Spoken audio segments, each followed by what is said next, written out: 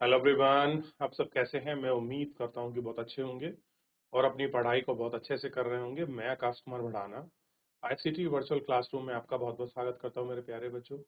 जैसा आपको पता है मेरे प्यारे बच्चों, बेसिकली हमारी आपका जो है आपका 10th क्लास है और इस 10th क्लास के अंतर्गत जो है हम लोग आपका बेसिकली बात कर रहे थे आपका इस वाले चैप्टर के अंतर्गत, जिसमें अब आपका प्रिंटिंग प्रेस का मुख्य चैप्टर था और उसमें कुछ सब चैप्टर थे। तो कल हमने प्रिंटिंग प्रेस को लेकर बहुत सारी चीजों में हमने इसमें जो था बहुत सारी चीजों को देखा। जैसे इसी प्रिंटिंग प्रेस के मुद्दे पर धार्मिक सुधार की बात करी और सार्वजनिक कुछ आपकी चर्चा हुई, क्योंकि भारत में जब प्रिंटिंग प्रेस आई तो विचार फैलने लगा।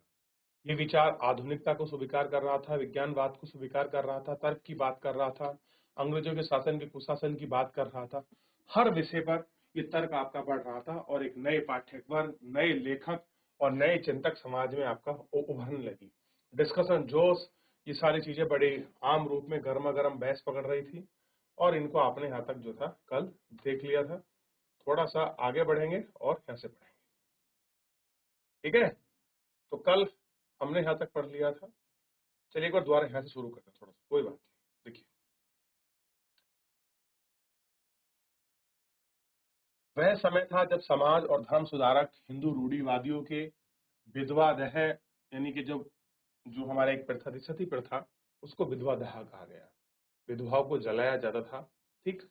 और ब्राह्मण पुजारियों, मूर्ति पूजा जैसे को लेकर तेज बहस उन्नत हुई। बंगाल जैसे जैसे आपका बहस चली, लगातार बढ़ती तादाद पुस्तकों अखबार में इस तरह के संकेत समाज में आने लगे। आम बोलचाल की भाषा, राजा राम मोहन राय ने 1821 में संवाद कौमुदी का प्रकाशन किया और इसके चलते आपका रूढ़िवादी विचारों के टक्कर में, तो ध्यान रखना है, राजा राम मोहन राय की बहुत फेमस पत्रिका है संवाद कौमुदी, 1821 में आई है, ठीक। और रूढ़िवादी विचारधारा को लेकर वही समाचार चंद्रिका का सहारा लिया। दो उन्होंने फारसी अखबार निकाले। देखिए, उनकी फारसी भाषा लिखने का टाइम था, क्योंकि बंगाल उस क्षेत्र में जो था, मुगल वहां पहले रह चुके थे, उसके बाद अंग्रेज आए थे और यहाँ फारसी भाषा वहां की प्रशासनिक भाषा थी, ठीक। अब देखिए, उत्तर भारत में उलेमा मुस्लिम राजवंश के पतन को लेकर चिंतित थे। उत्तर भारत में कौन थे? उलेमा।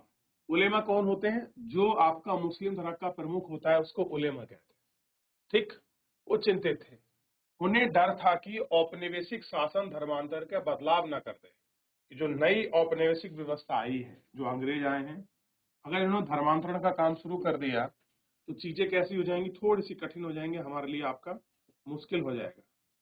और क्योंकि इनके होने से क्या होगा, ये लोग धर्मांतरण पर ज्यादा फोकस करेंगे और धर्मांतरण पर फोकस होने की वजह से वो आपका चिंता में दिखाई देने लगे, ठीक। मुस्लिम कानून ना बदल डालें, और सबसे बड़ी चिंता थी जो हमने कानून बनाया है ये उसको ना चेंज कर दें। इससे निपटने के लिए उन्होंने सस्ते लिथोग्राफ प्रेस का इस्तेमाल करते हुए धार्मिक ग्रंथों के फारसी और उर्दू अनुवाद छापने और धार्मिक अखबार तथा गुटके निकालने शुरू कर दिए। जितना भी उनके धार्मिक ग्रंथ थे, क्या किया उन्होंने? धार्मिक ग्रंथ को आपका चेंज किया, उनको फारसी भाषा में लिखा, उर्दू में उनका अनुवाद किया और धार्मिक छाप अखबार निकाले। और गुटके का मतलब है छोटे पॉकेट के रूप में उन्होंने आपका छोटे छोटे, जैसे आप देखो छोटी सी कुरान, छोटा सा हनुमान चालीसा आता है ना, इस तरीके से उन्होंने इनको निकालना शुरू किया।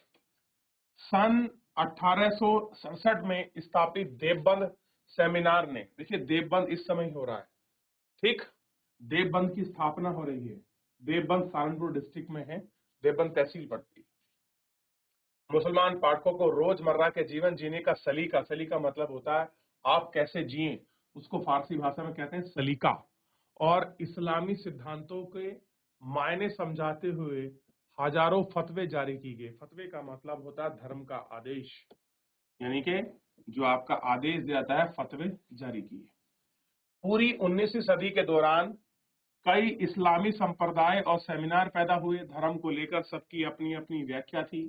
हर कोई संप्रदाय को बढ़ाना चाहता था और दूसरे के असर को काटना चाहता था। सबको लग रहा था ये दौर ऐसा है कि नई नई चीजें आ रही हैं, हम न छूट जाए, हमारा धर्म पीछे न रह जाए, चीजें न बिगड़ जाए, हमारे धर्म को कोई परिवर्तन ना कर दे, लोग परिवर्तित न हो जाए। सबको अपना जो भयावह था, जो भय था, वो आपका लगा हुआ था, और उसी भय की वजह से ये सारी चीजें, जो डर था लोगों में, समाज में दिख रहा था, तभी लोगों ने अपने प्रिंटिंग प्रेस के माध्यम से अपने धर्मों को, अपने धर्मों की चीजों को लोगों तक पहुंचाने का सहारा लिया। जीवन जीने का सलीका, नए नए सेमिनार क्लियर हुए, आपके लगने शुरू हुए, और ये सारी चीजें देखने को मिली।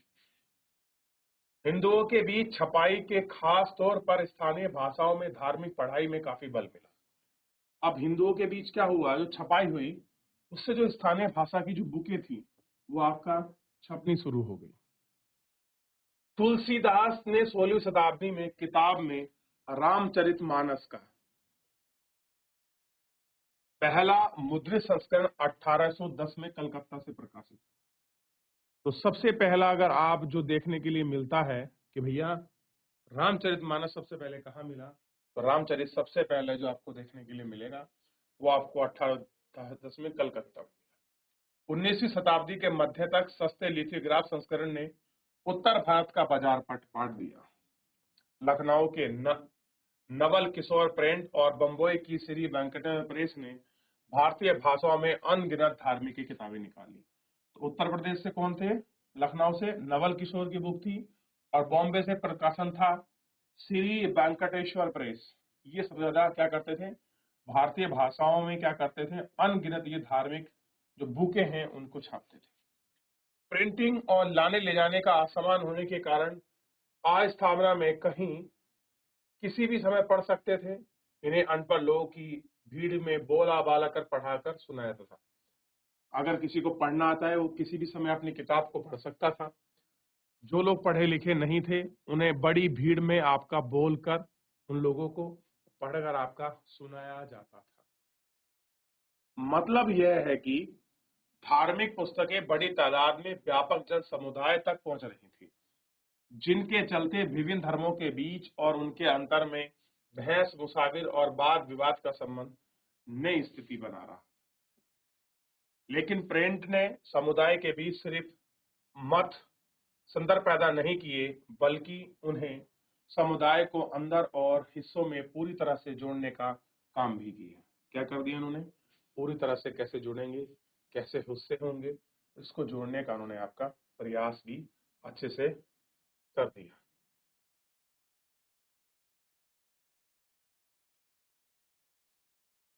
अब देखिए, एक है अखबार क्यों। पूना के कृष्णाजी त्र्यंबका रनाडे मराठी में अखबार निकालते थे। पूना के आपके राइटर थे आपके कृष्णा त्रिम्बकाजी राजे मराठी में अखबार निकालते थे, जिसमें स्थानीय दिलचस्प की तमाम उपयोगी खबर को जगह मिलती थी। सार्वजनिक उपयोगिता, वैज्ञानिक अन्वेषण के अलावा विध सांख्यिकी, जिज्ञासा, देश के हिस्सों के बारे में आमतौर पर दक्कन की खास जानकारी होती। तमाम लोग संरक्षण का प्रावधान थे जो ज्ञान का शरण करने के चुक चुके थे। ऐसे अखबारों में राजनीतिक संभावना पूरी तरह थी। जो इंग्लैंड के हाउस ऑफ कॉमन्स में विपक्षी थे, वे यानी के सरकारी नीति की आलोचना की समीक्षा कर रहे थे। लोगों के हित धंधे में हिस्से से निकले सुधार थे, उनको तेजी से लोगों का काम कर रहे थे। इन सभा चाहते थे कि देश में खास मुद्दों पर नाना तरह के सूचना जमा हो, उन सबको वांछित कर सकें और इन कार्यों को आपका देख सकें।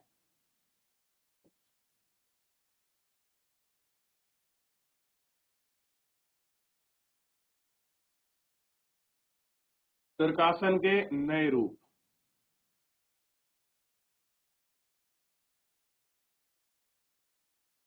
छाप खाने से तरह तरह के लेखन की भूख जगी। जैसे ही नए लोग पढ़ने लगे, छपे हुए पन्ने अपनी जिंदगी, अपने तजुर्बे, अपने भागे हुए रिश्ते को दिखाने की चाहत में बलबलाती थी। यूरोप में विकसित उपन्यास नामक इसी साहित्यिक विधि की इन जरूरतों को पूरा करने में सक्षम थी। जल्दी ही अपनी खास भारतीय शकल शैली में अख्तियार कर ली। अपने पाठकों ने अनुभव का नया संसार और मानव जीवन की विविधता का बोझ प्रदान किया।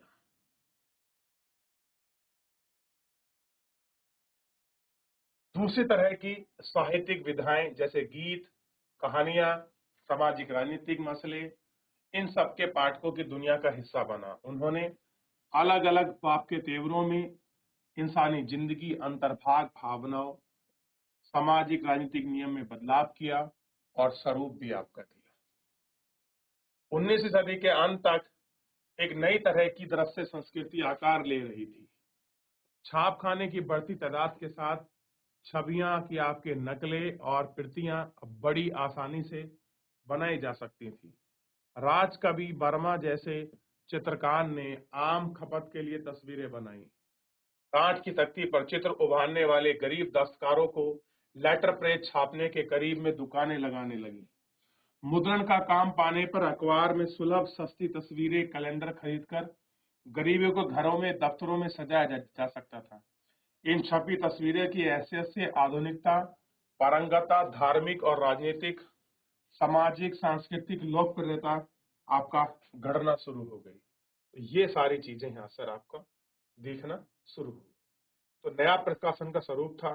उससे पहले आप मुझे बताइए कि नए विचार और प्रिंटिंग प्रेस के आने से कैसे धार्मिक स्थिति में बदलाव हुआ, क्या कुछ आपको समझ आया? देख लीजिए एक बार, फिर आगे बढ़े। ये देखिए, इस तरह की प्रिंटिंग जो है घरों में है और होने लगी और दिखने लगी और बड़े सरल रूप में हमको मिली। 1870 के दशक में पत्र पत्रिकाओं में सामाजिक राजनीतिक विषय पर टिप्पणी करते हुए कैरिकेचर और कार्टून लगे। कुछ शिक्षक भारतीय पश्चिमी पोशाक, पश्चिमी अभिरुचि का मजाक उड़ाया, फिर भी और कुछ ने अन्य सामाजिक परिवर्तन को लेकर एक डर देखा गया। साम्राज्यवादी व्यंग्यों में राष्ट्रवादी का मजाक उड़ाया था। राष्ट्रवादी भी साम्राज्यवादी की सत्ता का निराश संसाधनों से पीछे नहीं रहे। सब एक दूसरे के साथ जुड़े रहे, सब एक दूसरे के साथ इस तरीके से करते रहे। राजा ऋतुध्वज अपने असुरों चंगुलों में राजकुमारी का दरअसल से को बचाया। रविराज का चित्र, राज और रविराज का चित्र देखिए। महिला एवं मुद्रण। महिलाओं की जिंदगी और उनकी भावना बड़ी साफ, सौगात और गहनता से लिखाई जाने लगी। इसलिए मध्यम वर्गीय महिलाओं का पढ़ना भी पहले से बहुत ज्यादा हो गया। जो पहले महिला थी वो अब ज्यादा पढ़ने लग गई। उदारवादी पिता पति अपनी औरतों को घर में पढ़ाने लगे। 19वीं सदी के माध्यम से जब छोटे छोटे शहरों में स्कूल बने, उन्हें स्कूल भेजने लगे। पत्रिकाओं ने लेखकों को जगह दी और उन्हें नारी शिक्षा की जरूरत के बारे में बार बार रेखांकित किया। भैया नारी शिक्षा बढ़ाओ, उनको रेखांकित किया और उनको लिखा। घर में ही पढ़ाने लगे थे। शुरुआत कहाँ से हुई कि भैया घर में किसी को बुला लो विद्वान को, वही आपको पढ़ा। जरूरत के मुताबिक पाठ्यक्रम की भी, जिसका इस्तेमाल घर बैठे स्कूली शिक्षा के लिए किया जाता था। लेकिन सारे परिवार उदार दिल से नहीं थे। अनेक परंपरागत हिंदू थे। उन्होंने पढ़ी लिखी कन्याओं विधवा हो जाती हैं। उनका मानना था अगर आपने कन्या को पढ़ा लिखा दिया तो क्या हो जाएंगी? विधवा हो जाती हैं। इस तरह की दिलखुशियस मुसलमानों को लगता था कि उर्दू के रोमानी अक्षरों के पढ़कर औरत बिगड़ जाएंगी। अगर उर्दू पढ़ाया गया तो औरतें क्या होंगी? आपका बिगड़ जाएंगी। कभी कभार बागी औरतों ने इन प्रतिबंधों को अस्वीकार किया। हम उत्तर भारत के दिकियानुसी मुसलमान परिवार की एक ऐसी लड़की की कहानी का पता है जिसने गुपचुप ढंग से ना सिर्फ पढ़ना लिखना सीखा, बल्कि उसने खानदान वाले चाहे सिर्फ अरबी कुरान पढ़े, उनके पल्ले नहीं पड़ा। लिहाजा उन्होंने जनाब पढ़ने की जिद की और अपनी पूर्वी बंगाल में 19वीं सदी के प्रारंभ में कट्टर रूढ़िवादी परिवार में बिहाई कन्या सुरसदाबादी देवी ने रसोई में छिप छिप कर पढ़ना लिखना सीखा। बाद में चलकर उन्होंने अमीर जनाब जीवन नामक एक आत्मकथा लिखी जो 1876 में प्रकाशित हुई। बंगाली भाषा में प्रकाशित यह पहला महत्वपूर्ण आत्मकथा थी। कौन थी? पहली आत्मकथा। आमार जीवन। आमार जीवन मतलब हमारा जीवन, बंगाली भाषा में अपने जीवन को बोला आमार जीवन। ठीक, 1876 बंगाली भाषा में प्रकाशित हुई आम कथा थी। किसकी है? रसू सुंदरी देवी की।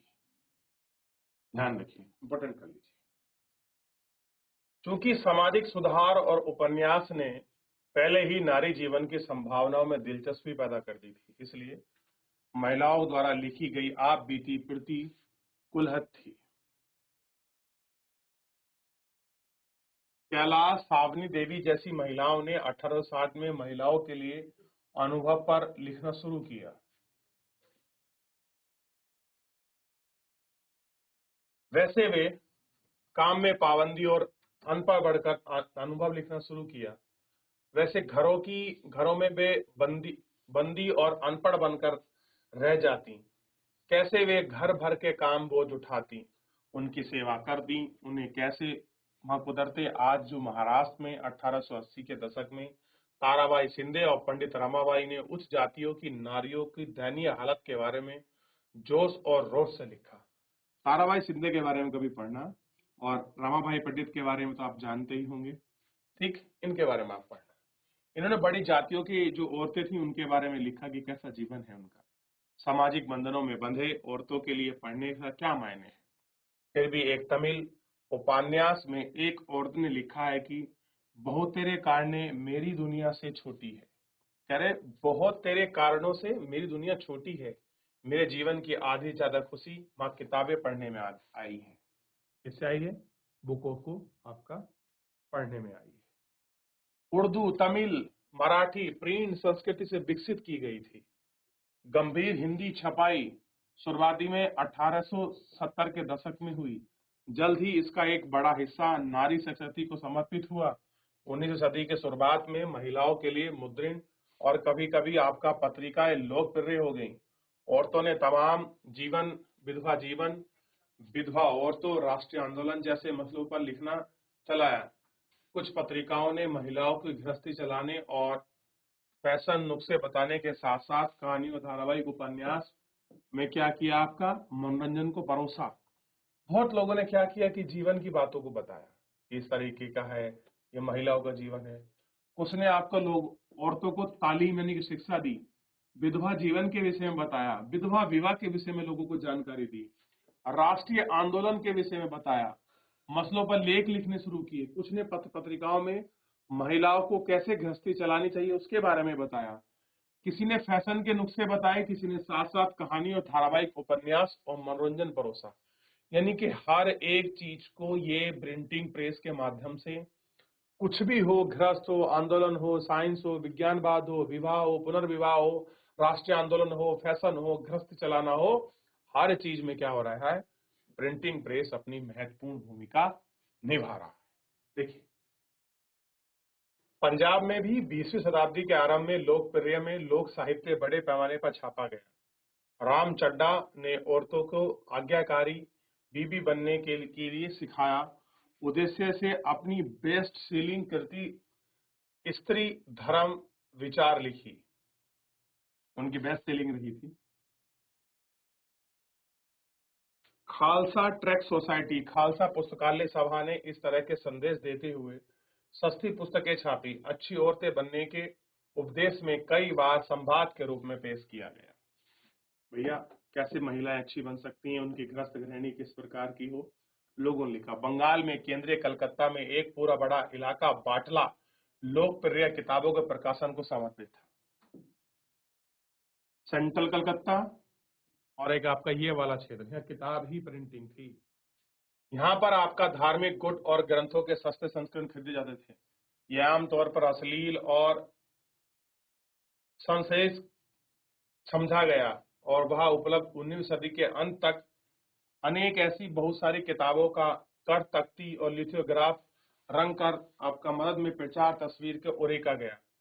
फेर बदल बाटला प्रकाशन को लेकर घर घर घूमे, जिसने महिलाओं को फुर्सत के वक्त में मनपसंद किताबें पढ़ने में आपका सहूलियत हो गई। ठीक,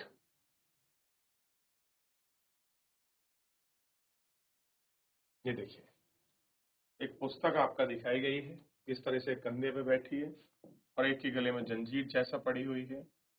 घोर कली 19वीं सदी के अंत में पारिवारिक संबंधों में नष्ट भ्रष्ट होने की कल्पना। पत्नी जैसे मुहावरे में कहा जाता है कि पति के सर पर और कुछ नहीं, माँ की जंजीर पहनाकर जानवरों का है। ये देखिए, ठीक। प्रिंट और गरीब जनता, देखिए कैसी प्रिंटिंग और कैसी शैलियां छपी, देख लिया। चलिए आगे बढ़े, यहाँ से आगे जब आप बढ़ोगे और बहुत सारी चीजें होंगी जिनमें आप देखोगे, जैसे प्रिंट और गरीब जनता। 19वीं